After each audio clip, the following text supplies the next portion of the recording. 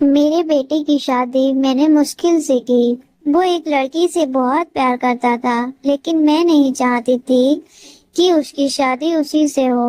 मैंने उसे बहुत समझाया और उसकी शादी गांव की एक सीधी शादी लड़की से करवा दी। लड़की का नाम शुदा है। मुझे पता था कि वो लड़की मेरे बेटे और इस घर के लिए बहुत अच्छी है, इसीलिए मैंने उस लड़की की शादी मेरे बेटे से करवा दी। शुदा हमारे घर में आई लड़की घरेलू थी, बड़ों का सम्मान और घर का काम करती थी। अभी 10 ही दिन हुए थे शादी को, लेकिन मुझे लगने लगा था कि मैंने अपने बेटे की शादी इस लड़की से करवाकर अच्छा किया है। मेरा बेटा राशिद भी खुश ही लग रहा था, लेकिन उस रात के बाद मेरी ये सोच बदल गई। एक रात करीब 2 बजे मेरे बेटे की कमरे से चीखने की आवाज आने लगी।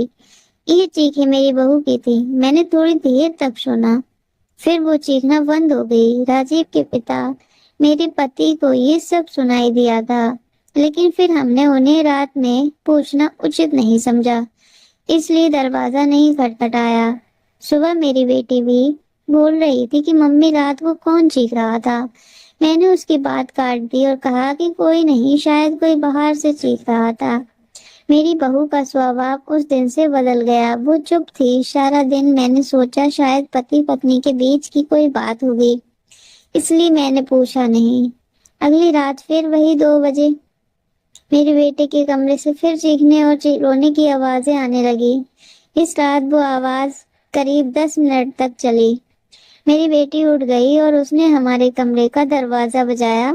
मैंने दरवाजा खोला, देखा तो वो बहुत डरी हुई थी। बोली, मम्मी ये क्या है? भाभी रोज रात को रोती और चीखती क्यों है? क्या होता है कमरे के अंदर? चलो आज दरवाजा खुलवाते हैं। मैं दरवाजे के पास जाने लगी तो मेरे पति ने मुझे रोक लिया। कहा कि रुको, अभी मत बात करो, कल सुबह दोनों से बात करते हैं। उस रात को मेरा सोना मुश्किल हो गया था। सुबह मेरी बहू जल्दी उठकर घर के काम में लग गई। मैं सुबह अपने बेटे के कमरे में गई, उससे पूछा क्या बात है, रात को बहू क्यों रोती है? उसका चेहरा पूरा उतरा हुआ था। बोला कुछ नहीं। उसकी बातों से और आंखों से साफ दिखाई दे रहा था कि कुछ छिपा रहे हैं वे। उन्होंने भी उससे पूछा, लेकिन वो कुछ नहीं बोला। बोलकर घर से बाहर चला गया। मैंने मेरी बहू से पूछा, वो कुछ काम कर रही थी। उसको देखकर ही ऐसा लग रहा था कि जैसे रात में ठीक से सोई नहीं हो। आंखें साफ बता रही थी। मैंने उससे पूछा क्या हुआ? वो बोली, रो रही थी तब? नहीं, मैं तो सो रही थी और मुझे तो कोई आवाज नहीं आई।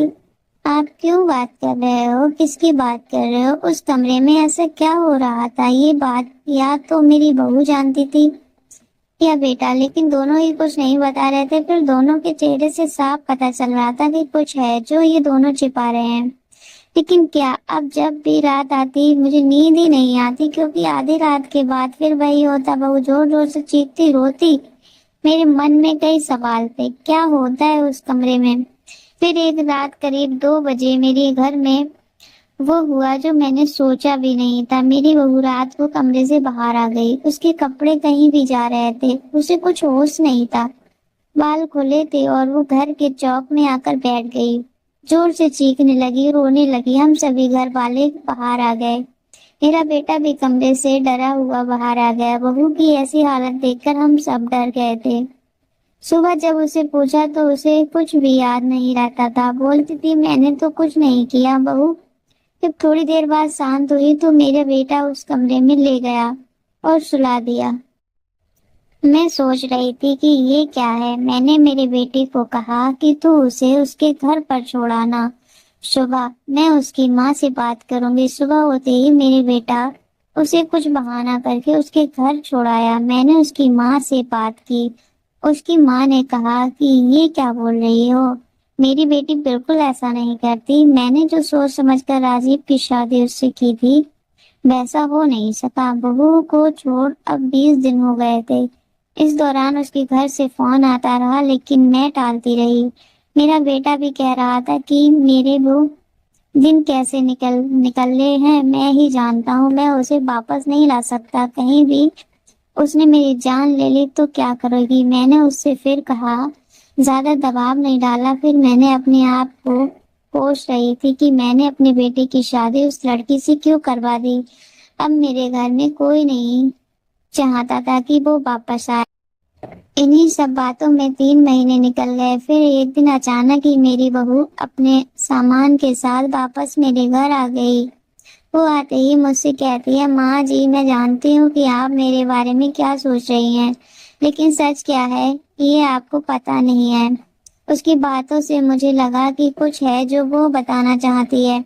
मेरा बेटा घर आया और उसे देखकर गुस्सा हो गया। कहाँ ये यहाँ वापस कैसे आ गई? मैं अब यहाँ इस घर में एक पल भी नहीं रहूंगा। मैं जा रहा हूँ। मेरी बहू ने उसी समय कहा, क्यों? सच सामने आ जाएगा इसलिए डर रहे हो? बताइए सब कुछ सच क्या है? मैं उस तरह से क्यों करती थी? बेटा बोला कि क्या सच? कैसा सच कि तुम पागल हो और रोज रात उस रात से करती हो? बहू बोली कि माँ जी, आज अगर सबसे ज्यादा दुखी और परेशान है तो वो और कोई नहीं, मैं हूँ। मैंने अपने पति की बात मानी, उन पर विश्वास किया। मैंने कहा, तुम क्या कहना चाहती हो? फिर मेरी बहू ने जो बताया उसे सुनकर मेरे पैरों तले जमीन खिसक गई। वो बोली कि आपके बेटे ने मुझसे पहली रात से ये नाटक करने की कहा था, लेकिन मैं नहीं माना।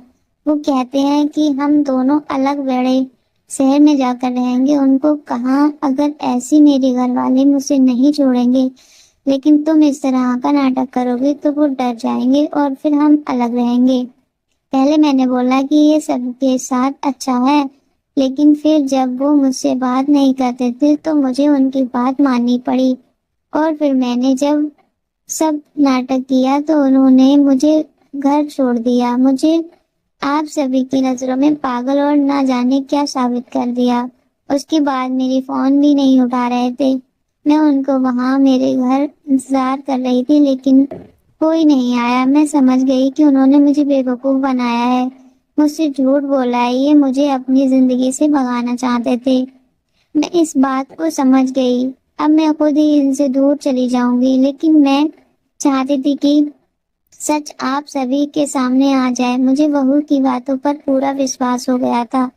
मेरा बेटा बोला, तुम्हें इसे रखना है तो रखो। मेरी शादी तुमने उससे नहीं होने दी जिससे मैं चाहता था, और इस गांव की लड़की से करवा दी। मैं चाहता था कि ये भी यहाँ से चली जाए। तुम परेशान हो, सोचो कि ये मैंने क्या किया। अब भी मैं ऐसे अपनी पत्नी नहीं मानता। मैंने मेरे बेटे को कहा कि बेटा, तुझे इस घर में रहना है या नहीं, इसका फैसला तू कर ले। मेरी बहू इस घर में ही रहेगी, और जो इसे इसका हक और इज्जत नहीं देगा वो इस घर में नहीं रह सकता। तो इस तरह की साजिश कर सकता है, वो भी सिर्फ अपनी माँ से बदला लेने के लिए।